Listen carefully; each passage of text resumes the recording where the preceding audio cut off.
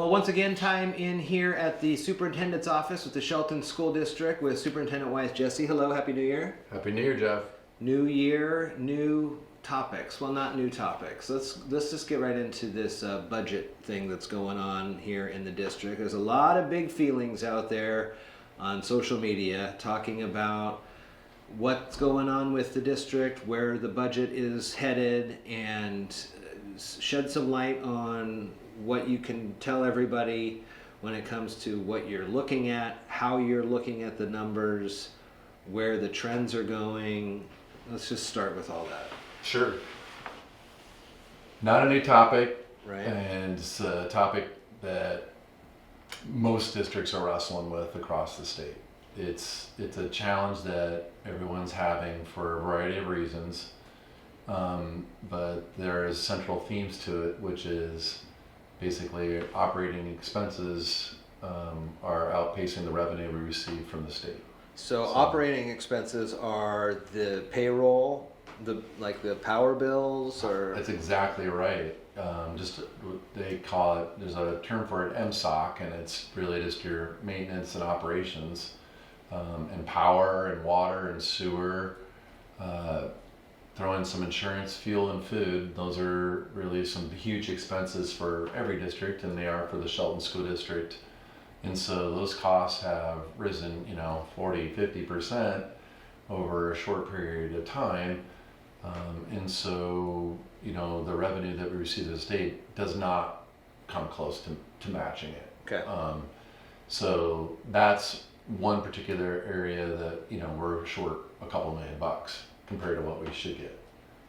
There are 3 other areas that also come short. Special education is not a new one, so special ed's been going on for decades, so I don't want to trouble everybody, but that's always been a rally cry and advocacy around special education. Special education is near and dear to my heart. It's never been fully funded by the federal government and from the state, so it's not just a statewide issue, but it just, compounds itself, Jeff, when you are short monies and then every district's asked to pay for it. So you have to usually come through your basic EP&O levy, the levy that we have here, and thanks to the voters, you're taking monies that could go to other things to pay for special education. Not that we wouldn't, but we do have a legal obligation to meet the needs for kids who have an individual education plan. So we have to pay for those things. Mm-hmm. On top of the operation costs, we have to make up for that shortfall. So when the state doesn't give us those monies, where do the monies come from, Jeff? And again, they ask you to usually come from your own levy to make up for those costs. And then we have transportation, which is another challenge that we have. It's about $600,000 less than what we would really want to see. And the last one, substitutes. Since COVID, substitutes is just on the rise across districts across the state, and that's less than, we get $104,000. Our cost is 1.5.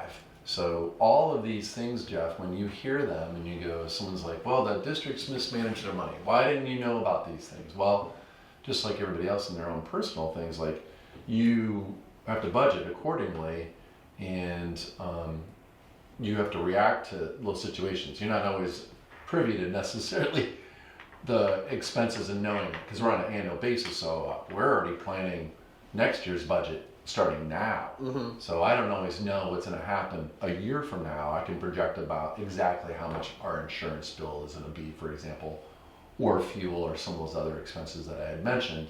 I can say, I think it's going to be this. What hit us extra hard was such a huge increase in inflation over the last couple of years, not meeting that with the revenue that we received, and over-reliance on your levy is going to get you where you're at. Other districts are having these same challenges. Literally, I'm getting these, some graphs that we have up on our website.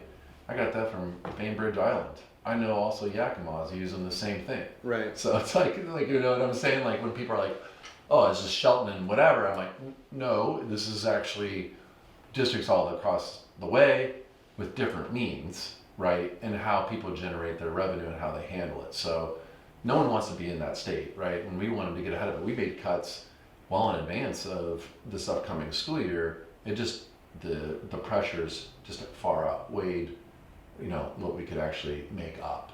So one of the things that you mentioned in there was the legal responsibility to cover, and I think you mentioned in this case it was special Education, yeah. So, and when I talk to city folks about the unfunded mandates that they are given by the state, it's kind of a similar situation. But at what point and who does advocate for, and this I guess maybe is back to this McCleary stuff, but who are the ones who should be and who needs to be advocating for this, at least the fully funding of the legal requirements when it comes to what a district legally has to provide to the students and the citizens?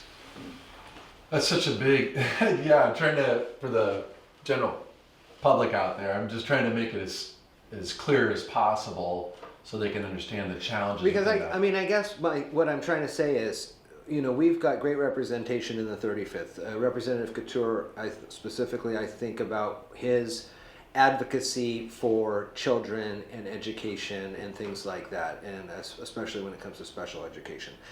And a lot of other politicians across the state and the federal government will, say children are our future and we need them.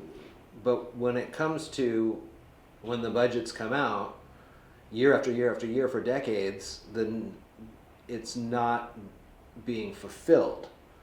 So how do we get to that, or who do we have to bang on the doors or call on? There's kind of two ways to look at those expectations, right? There's the mandates, so there's an expectation by the state and the state legislator, and also the federal government obviously is involved. So here's the things that districts need to do, and so you have to follow all of those like checklist items, and it's a long list. I don't think people understand about how long that list necessarily is. But there's also an expectation upon our families and our students who also have that expectation. Like districts now really are responsible for, we feed a lot of students. We provide extra transportation. We want to do activities and athletics. That is also transportation that is borne upon districts, and a lot of the services like mental health. Like we want to do drug and alcohol counseling. We want to go out there and help kids that maybe have experienced traumatic experiences or homelessness and stuff like that. A lot of them multilingual learners, right, or kids with IEPs.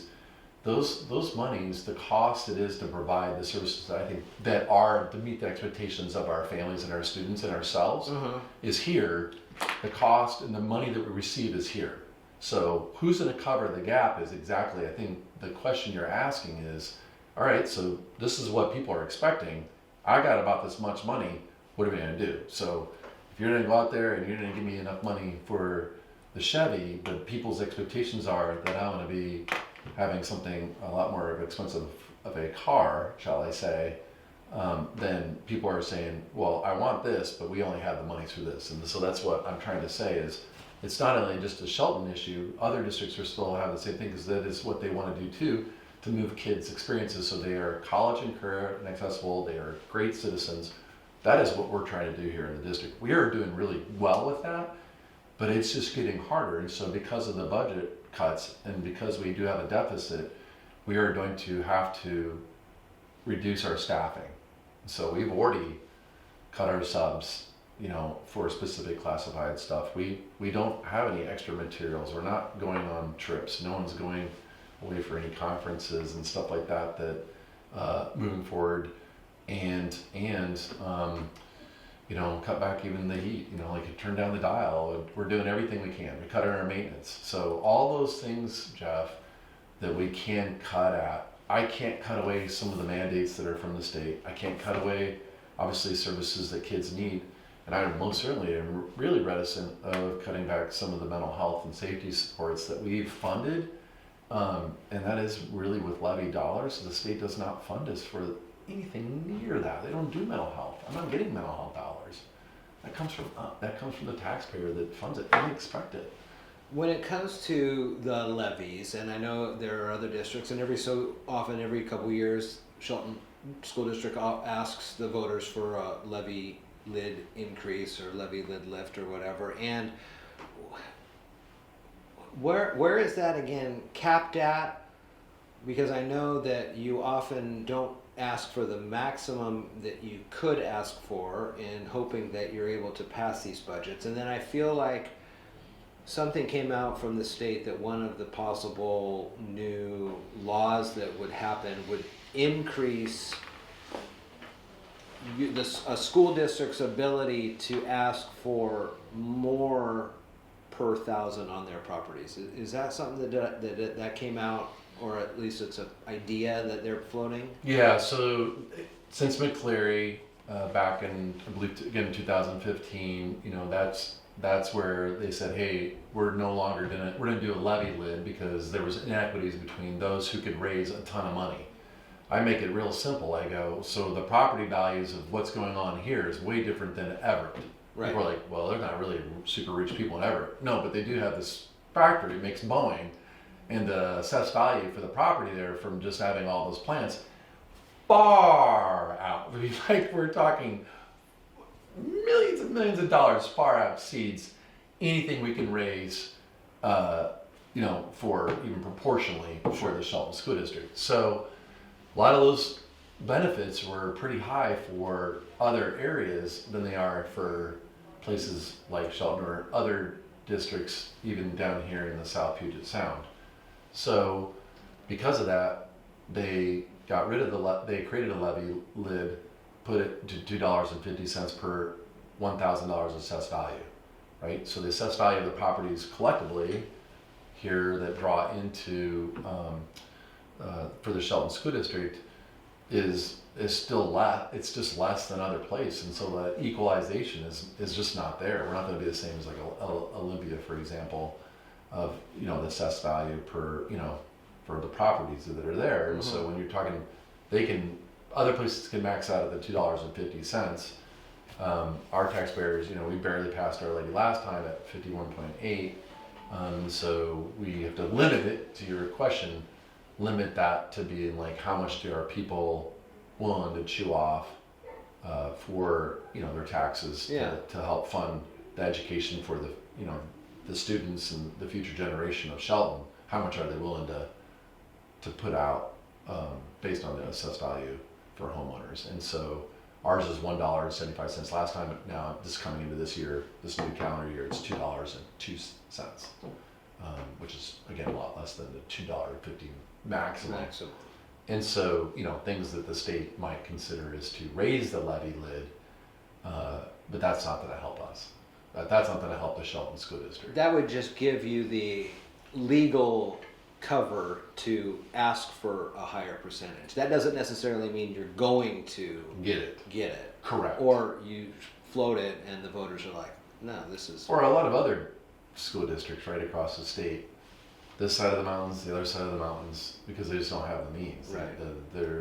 There is just the ability to do that, and so that's what some of the challenges are.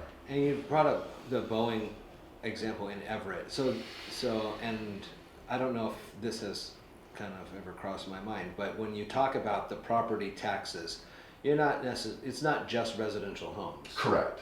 It's commercial and industry. Yeah. Okay.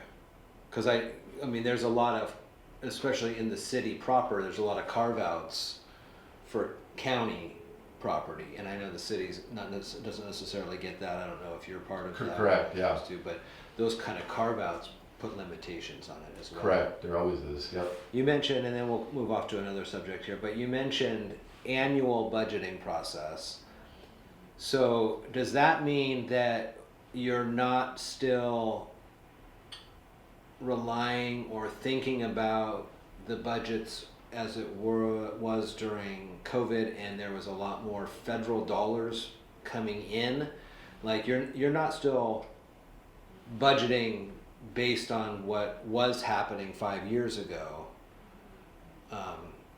and that's kind of where you're at now. You mentioned that there's inflation and things like that, but you know what I'm trying to say is Sure. Every year you're looking at it fresh, but you're not hoping that the feds are going to come in and parachute in a... Yeah, COVID created a new set of challenges because districts operated with a whole bunch of different expenses. So your expenses were, your budget looked a lot different, right? And so your operating expenses were going towards things like technology and not for heating a whole bunch of buildings or maintenance on them just because they weren't fully operational.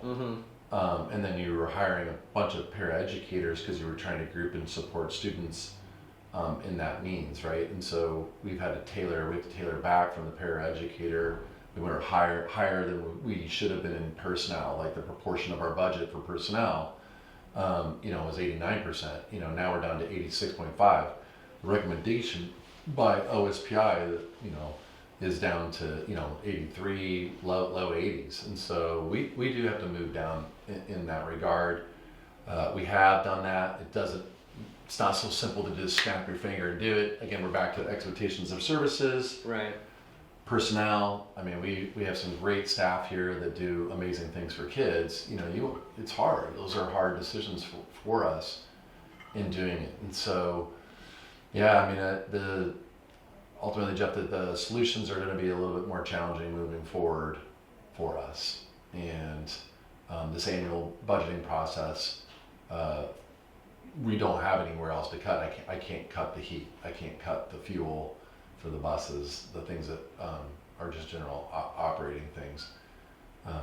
But we do still have an expectations that we're going to meet the goals in our strategic plan around literacy, cutting discipline. Obviously, in order to cut discipline, you have to provide help and support for students, as I've mentioned before, around social emotional learning, safety, counselors, mental health therapists. All those people really do a really good job, as well as safety personnel. That we have security. We have two security guards up at SHS. I don't think anybody wants us to remove those. Right. We're not fully funded for those from the state, and far cry from it. So yeah, so we'll continue to do those. We'll have some reductions here mid-year. So we'll have a reduction in staff coming up this month. We'll make some announcements. We need to make a mid-year adjustment because we need to get to a positive general fund balance by the end of this year, and so that we can keep building that, and so that you can have those dollars, because there's always surprise expenses, right? And so, like, even the stadium, I have to put a new beam in there. Beam should go in here within the next couple months. The beam's arriving this week, I believe. So, that's, that can easily be $100,000 expense just between permits, the beam itself, and then obviously renewal and installation. I don't budget for all those things. And that's a community safety thing. If you're sitting well, there. Everybody wants the stadium to work, right? Yeah. And those are important things. Just like anybody else, right? Like just anything else to keep it operational. And you're at the point, the district's at a point where there's an overseer. Is there somebody kind of also looking to make sure that everything's going right? You're not doing this in a silo yourself. No, right? We're not. No, not at all. And that's another thing. Like, the oversight is quite a lot. So the State Accounting Office, SAO, does audits of us every year. They're here a good portion of the year. They come through an audit. We pay for the auditor to do the work, so that's mandated. Mandated, without getting the funding for it, but I will fund it to have an audit. And then OSPI, we submit monthly reports for our financials, enrollment, a lot of reports back to OSPI. And then there are regional educational support districts. Ours is 113. Yeah. And so the folks there do have oversight of the 44 districts that are in that region. We're one of them. And so we've been working with them for the last couple of years, specifically on our budget. It's got a challenge that we thought we had, but just like sort of a lot of other districts thought they had it, and then they have to go back more. Those expenses, personnel related, people go, well, why did you have a teacher's contract? Why do you do those things? Well, that teacher's contract sure was 2 years ago, and so you didn't foresee necessarily that much inflation. Again, back to pressures of and then we always, districts do sign multi-year contracts. It's not, we don't do singular 1 year. That's not a good practice. Yeah. Negotiating is just a huge expense to begin with, the time and effort, with lawyers involved, right? And so negotiations. So districts typically do a 2 or 3 year, and we got a 3 year, and I thought that was good. Also just didn't see how the inflationary pressures and the lack of the resources to come in and actually afford all those things. It's just, again, another pressure on districts. Shelton included. Well, you mentioned the staff that do a heck of a job to help the students become the best possible outcomes, available for the district. One of the things that I heard about in one of the board meetings recently was that partnership that continues and has continued, I think, for a while with Evergreen State College. Yep. Shelton Promise. Yep. And so explain what that is again for folks who may not know, and what that is able to give a light at the end of the tunnel for a lot of students. So I have to preface right away where, when you hear something, you go, I don't know if I heard that correctly. Right. That can't be true. This This is one of those like, that sounds too good to be true. Yeah, I had to rewind it on Mason Webster to go, wait a second. You and a lot of other people. Like, I've talked to a lot of people like, what? Is that for real? Like, yep, that's for real. You heard correctly. Which is, specifically, the state legislature had passed in this last session that any graduate from the Shelton School District this year and next year can go to Evergreen State tuition free. So that is no strings attached. Wow. Nothing to it. You get into Evergreen State, they're going to pay for your application. It's free to apply. They'll help you with the application, get it in. They've waived some of the requirements to make it even easier for kids to apply. They'll help you. Like, if you want to go, you can get on the other side of this. The application. So I don't want the application to even be we don't want that to even be the barrier. Yeah. Right? This is apply and then know that the tuition is free if you graduated from a Shelton High School or Choice or Cedar. Oh yeah, okay. So if you graduate from there this year or next year, your 4 years, not 1 year, 4 years are free at Evergreen State. Wow. I mean, that really is. Right? That is one of those things that you go, no way, there's got to be something. There's got to be something else there, right? So what was the background of this? So let me add one more piece, Okay. just because there's such good news here. And then you're like, okay, so for your books and for living expenses, so housing and food, they have a sliding scale. So you apply, they'll help you apply, and then based on your family income level, there's a sliding scale on that. So even then, let's say you did live in a household where the income is not that great, you have a great opportunity to have very reduced expenses, if not free, for housing and also food. Yeah. So what a great deal, right? Like, so I just had to put that out there that, hey, but I'm worried about these other costs. Those costs, if you're, your financial, based on your application, they'll work with you and help you with that as well. So, and the reason this, we have always been partners with them. Their president had approached me a couple of years ago. Hey, we would like to think about this partnership. Would you be interested? I said, yes, absolutely be interested, because what we're trying to do is a couple things. The reason this came about is that one, a lot of communities that have a high free and reduced lunch number, so the poverty level is higher here, specifically for the Shelton School District, and so they want to create a partnership with us to go to your local college, right? And so that gives it access and opportunity. We use that all the time for kids who do want to go to college, and so you can go to a 4-year institution, which a lot of students look at 2-year schools just because of the reduced cost. Yeah. This is an opportunity to go to a 4-year school right away, right? And so we know that students who do go to graduate with a 4-year degree have a lot more, have a greater likeliness of making a considerable amount more in their annual income. And so that's what that is about. That has nothing to take away. You're involved in it, I'm involved in it too. We love our trades. This is not, you can make a great living, and we want to support those. This is not trying to get everybody to go to a 4-year school at all. It's just that kids who did want it, trying to create better access and opportunity for them. And again, especially for those who are coming from households where maybe they thought they couldn't afford college, right, Jeff? And so this is, why not us? Why not in their backyard? Yeah. We've always had a relationship with Shelton. but we know there's more kids, and then just the proportion of kids who do go to four-year schools is low here comparatively to other places, especially across the United States, not just Washington State. So the counselors at the high school in Choice and Cedar, they all know about this. Yep. And you're not going to call Evergreen and be like, hey, my kid is on par to graduate. And they go, I don't know what you're talking about. So everybody knows. I mean, Yep. now too, probably. And we have information on it right on our website. Okay. So they can go right on to the Shelton School District website, sheltonschools.org. Get on there. There's information right on the front page about it. They can link to it and get more information and get the right contact information. And I'd imagine about now, January time is the time to start thinking.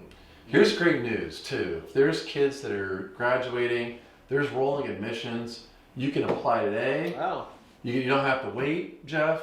If you're like, oh my gosh, I waited until May, I got going late, you can still apply. I don't know but it's rolling admissions, so the sense that it's year round.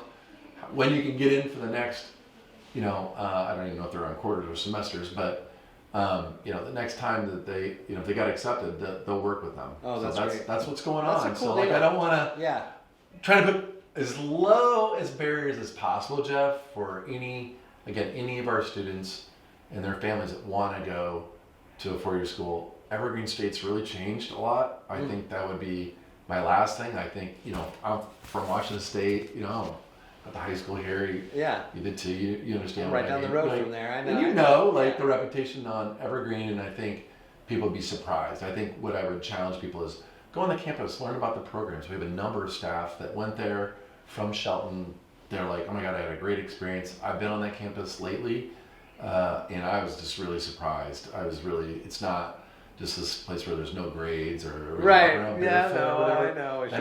That is not the Evergreen of today. It's actually got a lot of kids locally who are just really trying to get a good education Yeah. to better themselves in a number of very traditional fields. Yeah. Whether you want to be an accountant, or you want to go into marketing, or you want to become somebody that wants to go pre-med or whatever, they've got something there for you, or a teacher.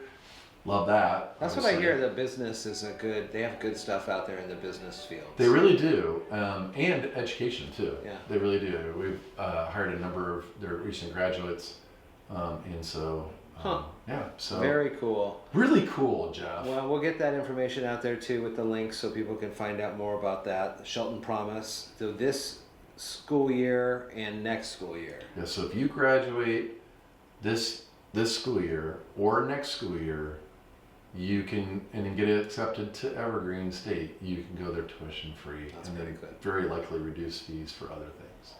Well, that's a good note to end on here as I'm in the office with Superintendent Wyeth Jessee here talking about all sorts of things that I know are important to folks out there. Again, if you've got questions you want to ask, the school board meetings are opportunities for you to voice your thoughts and opinions. There's not a lot of back and forth that happens on those because that's kind of how the rules work. But if you've got questions, you can send them to me and we can see, I'll get those answered as well. So thank you for your time. Always, Jeff. Thank you so much.